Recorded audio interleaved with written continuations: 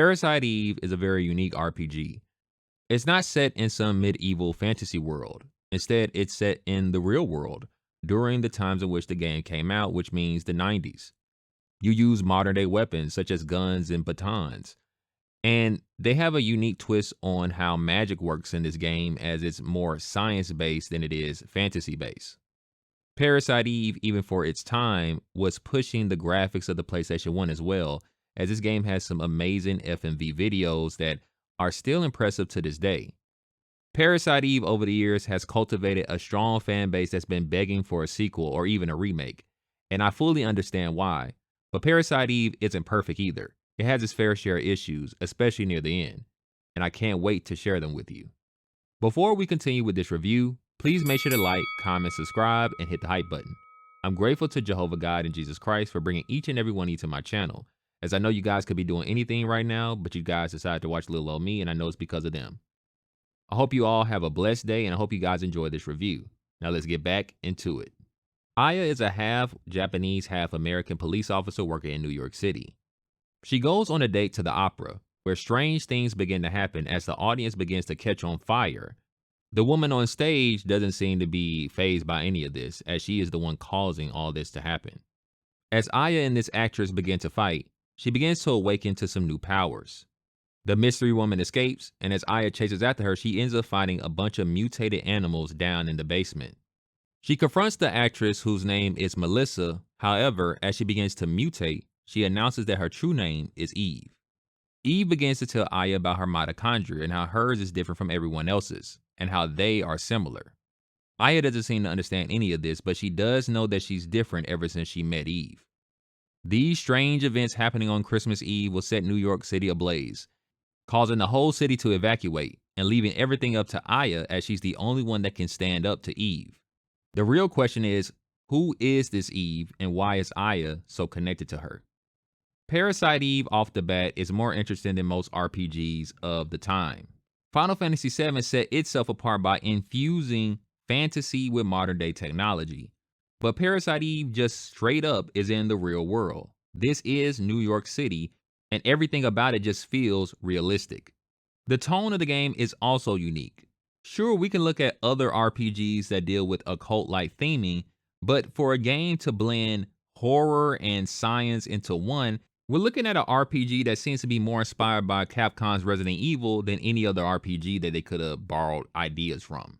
Now, by doing a little bit of research, you would know that Parasite Eve is actually based off of a book of the same name, but I'm sure most English players was not aware of this Japanese novel. Either way you look at it, Parasite Eve is a very unique RPG when it comes to its story because of the direction it goes in. It really amps up the mystery of the world. You really want to know what's going on. Now, it's nothing unique about New York City. Like I said, this is just straight up the real world, but it's the science that they blend into the story that works so well with it. As the game begins to explain what mitochondria are, and I've heard of the mitochondria Eve as, if you ever heard of this concept that there is a woman that's from Africa, that's where the concept that we all originate from Africa came from, because there's a woman they dubbed named Eve that we all get our mitochondria from. All of that is actually real science and based upon scientific fact. And they use that to basically play with the notion, well, what if these mitochondria were able to get, I guess, consciousness and begin to take over the human body? This is very similar to a game that will come way later that everyone seems to love, and that is The Last of Us, as it took the idea of cordyceps and applied it to real people, as cordyceps can affect ants and take over their minds and bodies, but they can't do that to human bodies. But they said, well, what if they could?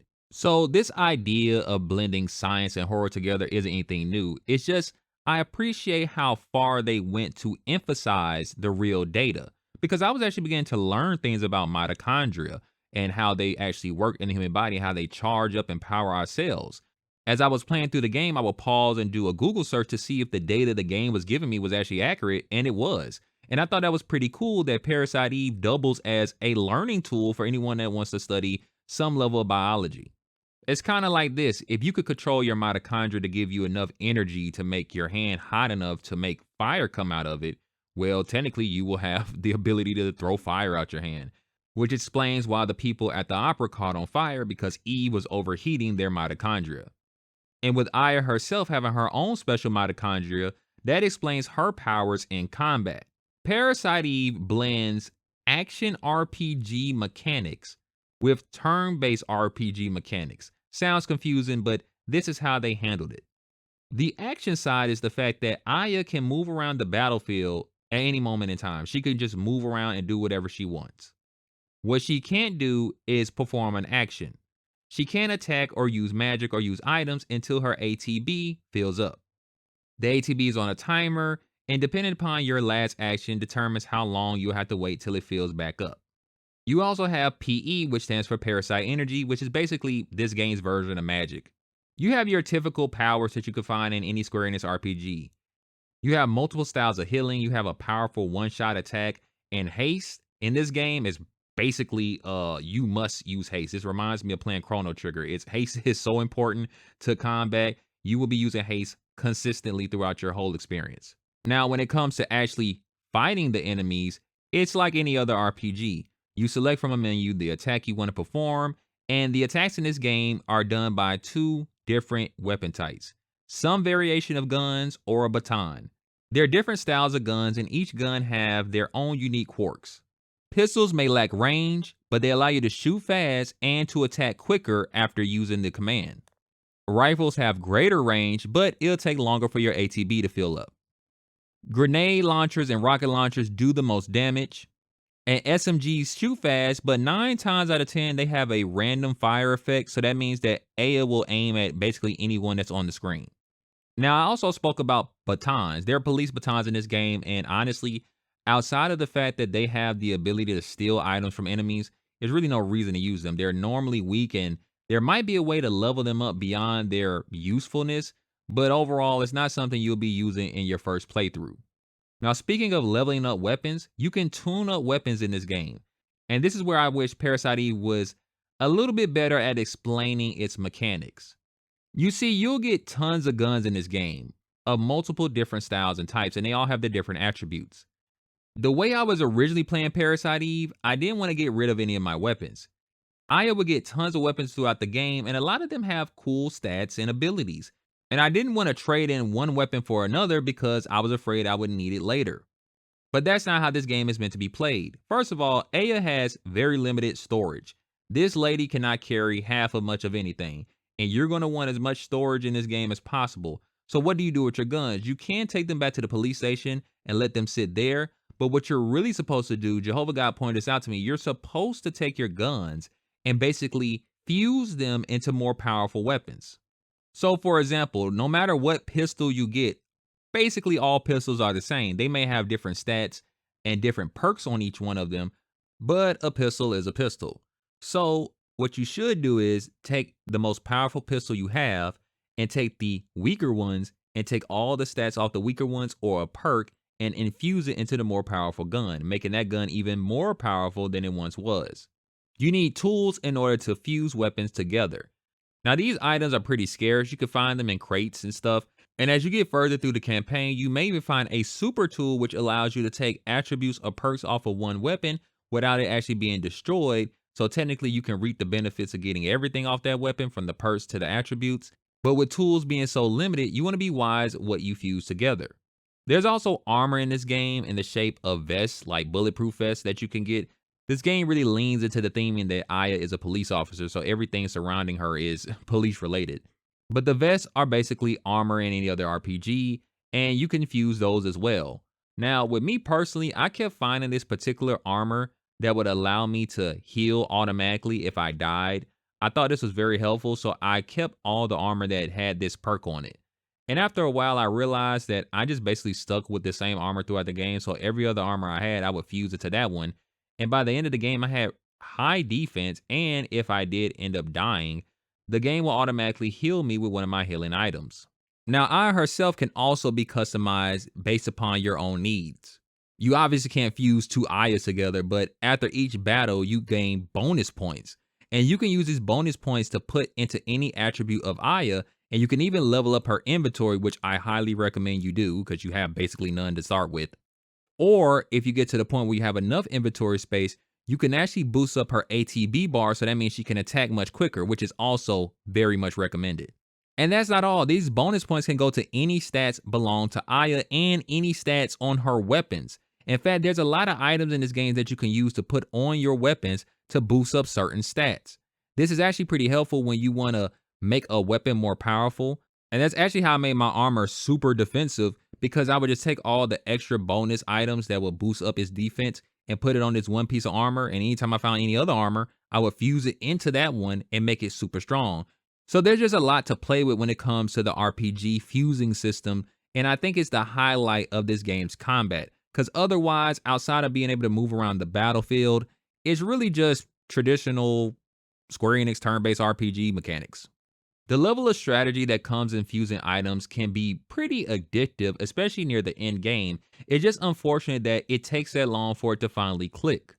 Throughout majority of my playthrough, I was just worried about getting my inventory low because Aya couldn't pick up basically anything because she really doesn't have much space. Now you can level this up, and in fact, the leveling up in this game is actually pretty unique. It actually pushes you more to fusing your weapons because essentially every time you level up, Aya gets even stats across the board for all her abilities.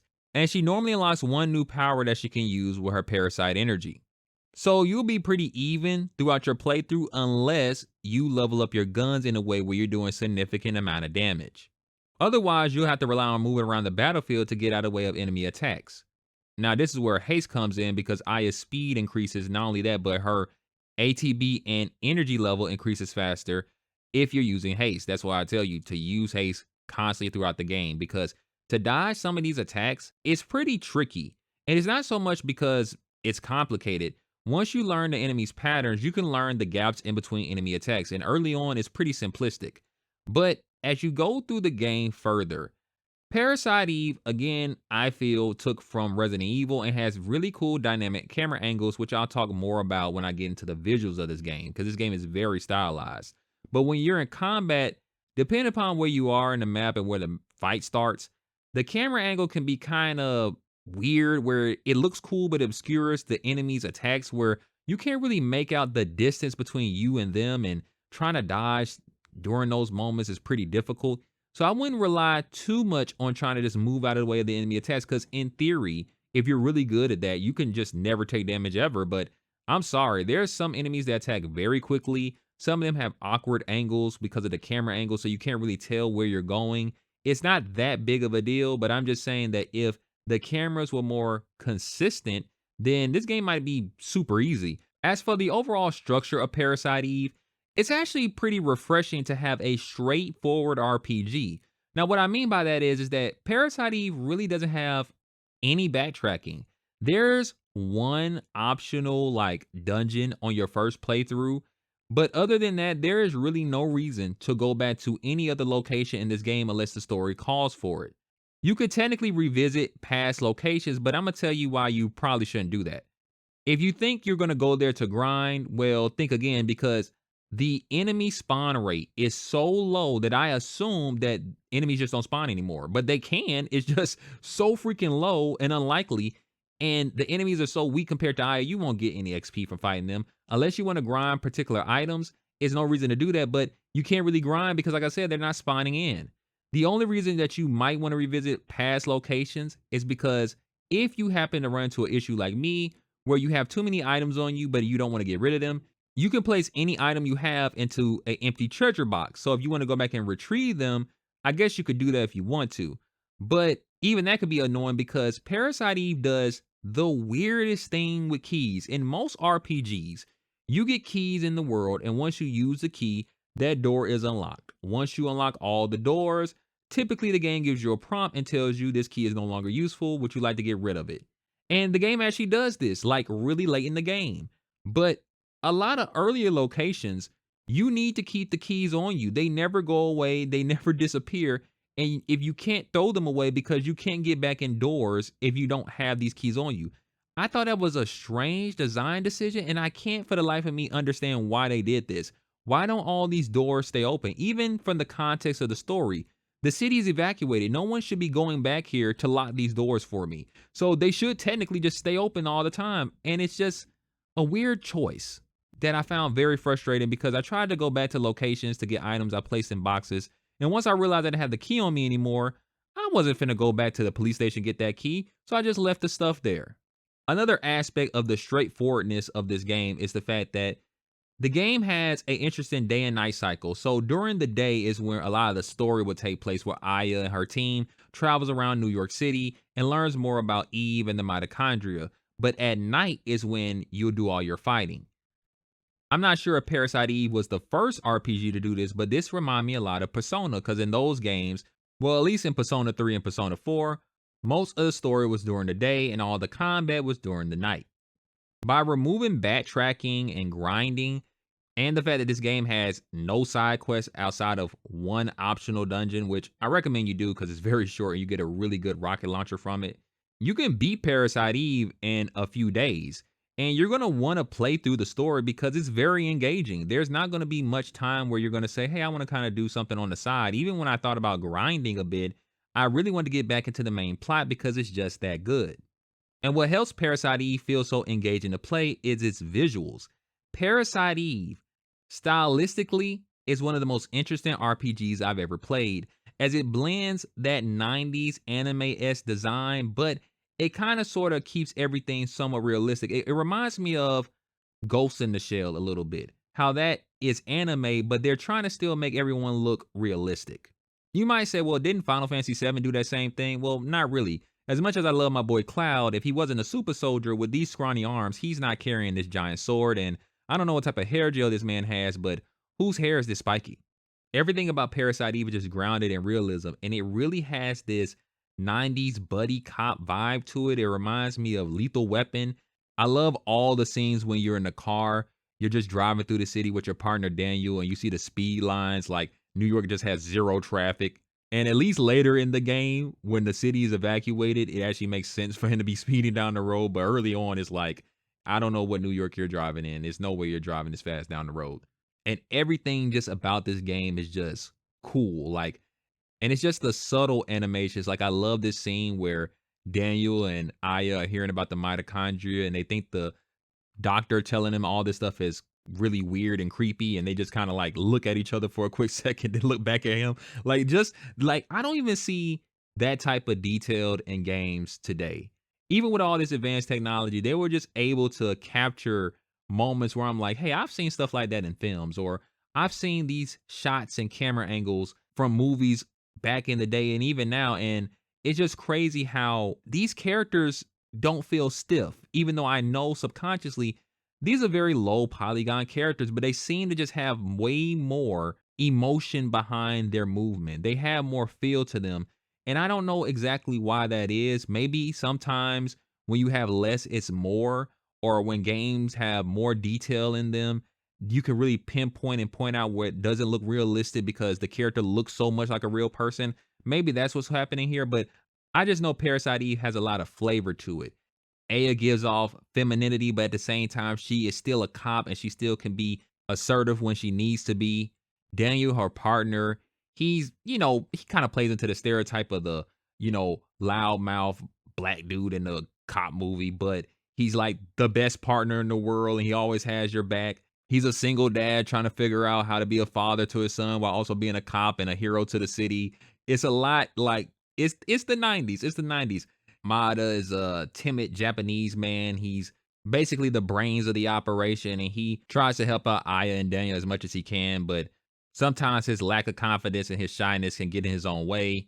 And of course, the villains in this game are just classic. You got your mad scientist that believes that humans are scum, basically, and that there's a greater evolution, that he's on the right side of history. That's why he's helping out the mitochondria to evolve. And Eve is basically the same way. She's a sentient mitochondria that views the humans as the real parasites and that the mitochondria are the superior beings that now have full control.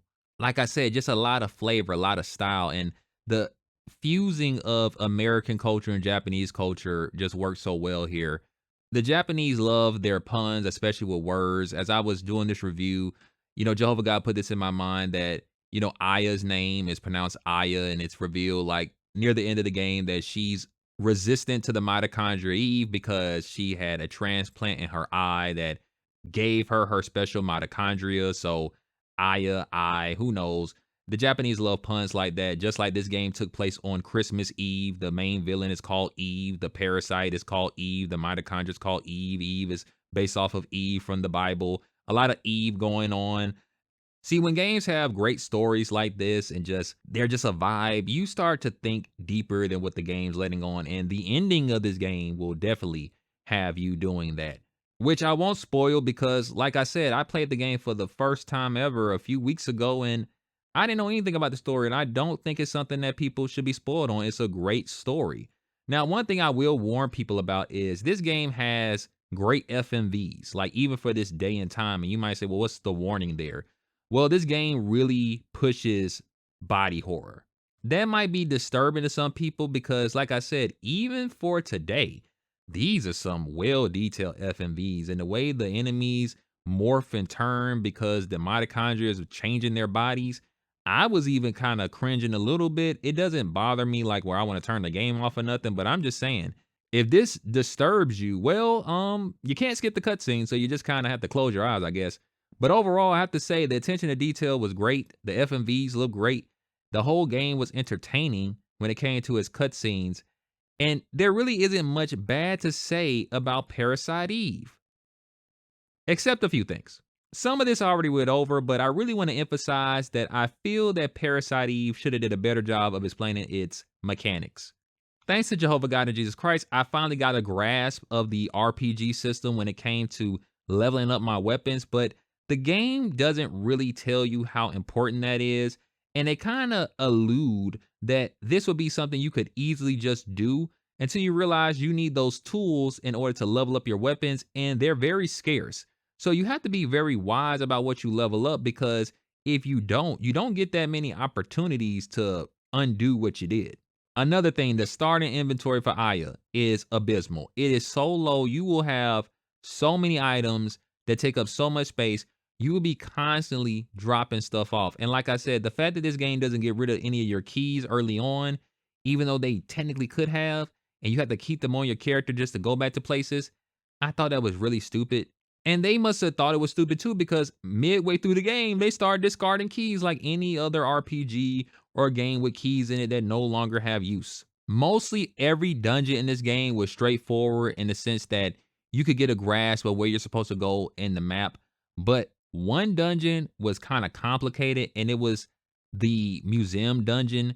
This dungeon, there was like one steps. You had to go up a one particular steps, and if you missed this steps, you would just be going in circles all day. And that was quite annoying. I think they could have just given me a map to look at. If there is a map in the game, I sure couldn't find it. I wish there was like a mini map at the bottom of the screen so I could see where I'm going. Again, the dynamic camera angles in this game remind me of Resident Evil, and they look great when you're walking around the map. But sometimes when you're in combat with these dynamic camera angles, you really can't see the enemy's attack. So the dodging out of the way is really annoying, but nothing too hard to get around. So all this stuff seems minor, right? Now let me tell you the most frustrating part about Parasite Eve, and that is the final boss of this game. The final boss of Parasite Eve is a great boss fight. It's a multi-phase boss fight. There's a lot of tension to it. The world just seemed like it was about to end. It seemed like you saved the world, and then here comes the final boss of the game. And you're fighting it, and every time you defeat it, it grows and gets stronger, gets smarter, gets more moves, and you're just like, man, when does it end? And if you know how to play the game at this point, and thanks to one special gun, this is a gun you get later in the game where it allows you to attack twice in a row. Prior to this, you can't attack twice in a row. This is like the only gun I ever got that allowed me to do this. So with that gun in your inventory, and if you're smart, you'll take all your old guns and just give that one pistol all the power you can possible. Hopefully at this time you have strong armor and you got a mastery over managing your ATB gauge and your PE gauge, so you have enough magic to use haste and heal, and you have enough items and whatnot. If you got all that down pat, this boss fight, even though it's multiple phases, should not be hard for you to beat. So what's the problem, Grim? I'll tell you, is that when you beat the freaking boss, it's not over yet. The boss gets back up. And this is when the boss fight kind of ends in a what I can only imagine is an homage to Resident Evil. The boss will get up and Aya will be scared. She'll be frightened and a text box will come up. but the boss is slowly coming towards Aya. So unlike most RPGs where a text box pops up, everything freezes, this one enemy can keep moving. So you need to hurry up and get out of this text box and keep running away from it, because if it touches you just once, you die. If you die, the game does not place you back at this starting point where it chases you again. You have to go to your last save point. This is a RPG from the 90s. So that means the last save point will 9 times out of 10 be right before the final boss fight. So you need to fight all, 4 to 5 stages of that boss fight again before you can get back to this point again. No big deal. The boss fight is fun, and if you know how to beat it once, you can beat it multiple times over.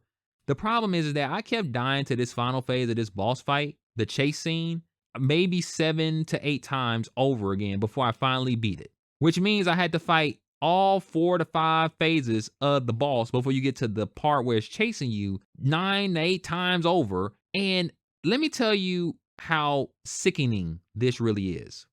Love the FMVs in this game. You can't skip them. This is when I realized you can't skip any of the cutscenes. So I had to watch every single cutscene that happens here. I had to go through all the dialogue over again because you can't really fast forward through it and you can't just skip it. So I had to see all this stuff multiple times over and over and over again. So how did I fail at the final boss? I'll tell you.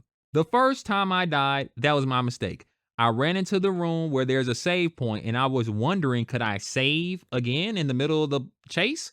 And I got on the phone and the text box was going slow and the enemy could still keep moving. So it touched me and I died.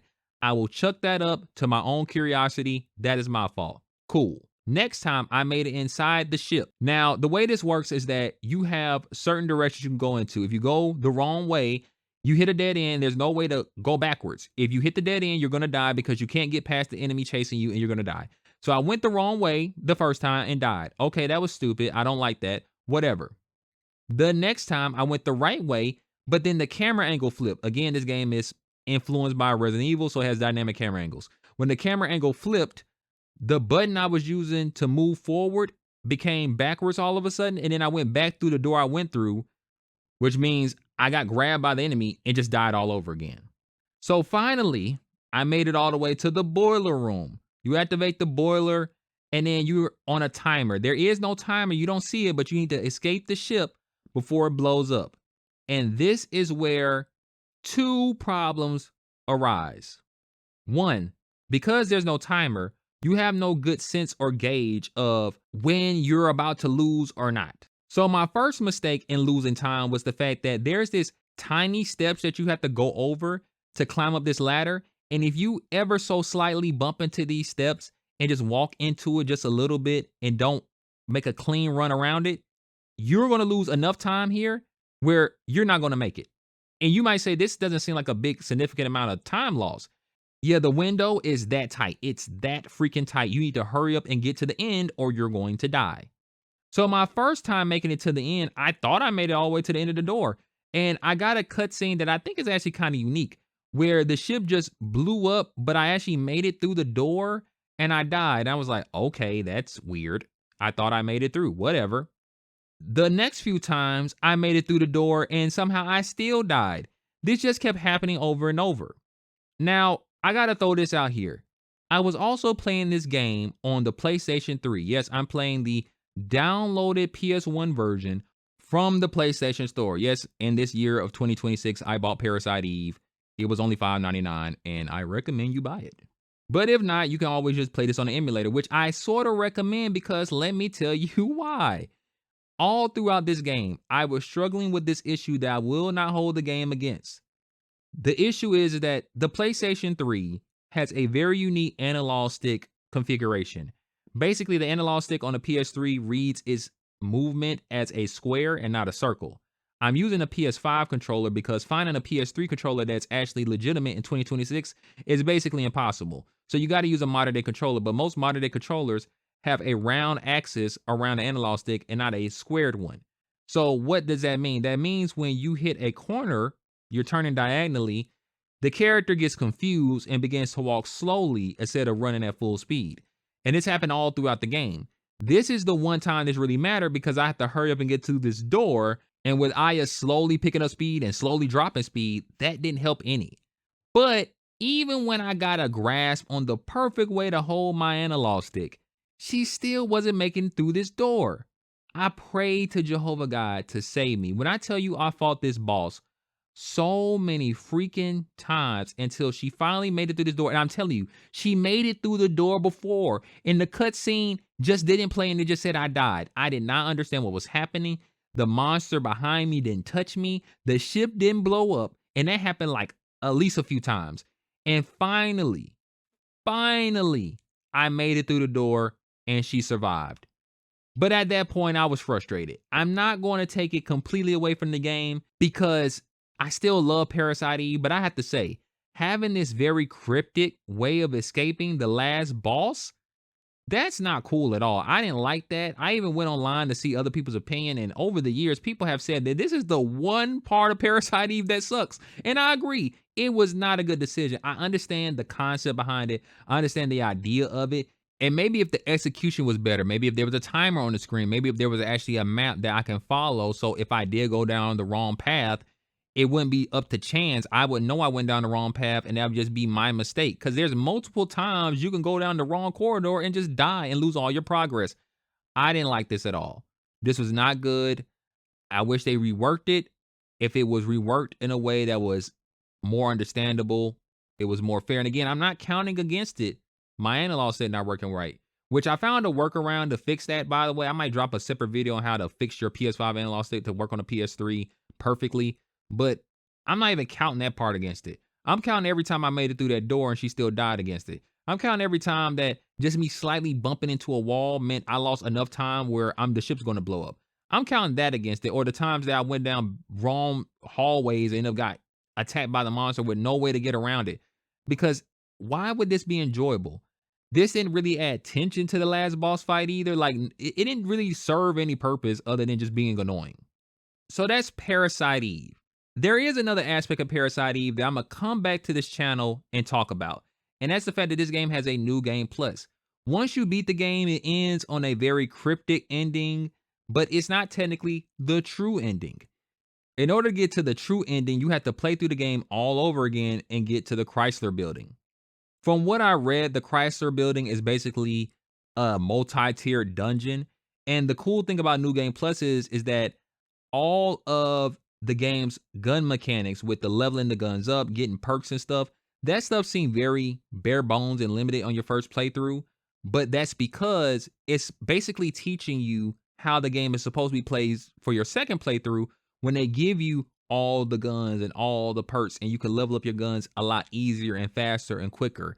That's why it's made that way. So that's why I didn't take that part against it, because Parasite Eve is a short enough RPG where I don't mind them holding back some of the potential of their combat and saving it for New Game Plus to make your second playthrough feel more special.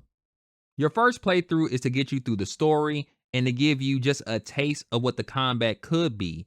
While the second playthrough, you still can't skip those cutscenes, but you'll already know the story and you could just kind of skip through the dialogue if you want by tapping the X button, but you could focus more on leveling Aya up the way you want to and giving her more powerful weapons. So my plan is to play through Parasite Eve again and come back with a second video talking about my second playthrough with the Chrysler Building. That would be more focused on gameplay, because overall, the only thing difference with the story is whatever the true ending is. Parasite Eve, a phenomenal game. I fully understand why people want a remake of this game. At this point with PlayStation 5 accepting PlayStation 1 games, I would love for this game to come on the PS5, even if it's just an emulated version of the PS1 copy. But I probably can guess why this game isn't coming out anytime soon, and that's because of the setting. You see, one of the major parts of Parasite Eve is the Chrysler Building. That name is actually trademarked. You can't just use the Chrysler Building. There's a lot of buildings that's represented in this era of New York. This is before the towers fell. You can even see them in the game.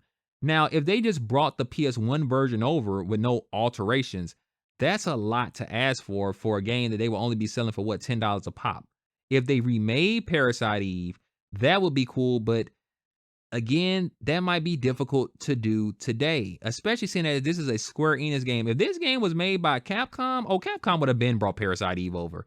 But this being Square Enix only wants to remake Final Fantasy VII. They're not going to remake basically anything else. I don't see them remaking any other game. They're going to remake Final Fantasy VII. They might remake Final Fantasy VII again after this trilogy is over, for all we know. I might see 2 Final Fantasy VII remakes in my entire lifetime before we see Parasite Eve remake. But maybe I'm just being pessimistic. If Square Enix ever comes together to make Parasite Eve remake, oh, I'm there for it. Because I'm not only going to play through Parasite Eve 2, but I'm even going to play through Third Birthday, which everyone hated. But look, I don't know. Maybe I'll like it. We shall see. But anyway, thanks for watching this review on Parasite Eve. Please make sure to like, comment, subscribe, and hit the hype button. I'm grateful to Jehovah God and Jesus Christ for bringing each and every one of you to my channel, as I know you guys could be doing anything right now, but you decide to watch little old me, and I know it's because of them. I'm grateful for each and every one of you for stopping by, and I hope you guys enjoyed this review. Let me know what you think in the comment sections about Parasite Eve. Did you enjoy the review? Did you enjoy this game? Have you ever played Parasite Eve? Did this review make you want to try it out? I'm telling you, if you never played it, you should. And even if you're someone that doesn't really like RPGs that much, I think this is such a good game and such a beginner-friendly RPG that this could actually get you into the genre. Now, if you're someone who doesn't want to play old school games because of the graphics, well, I can't really help you there.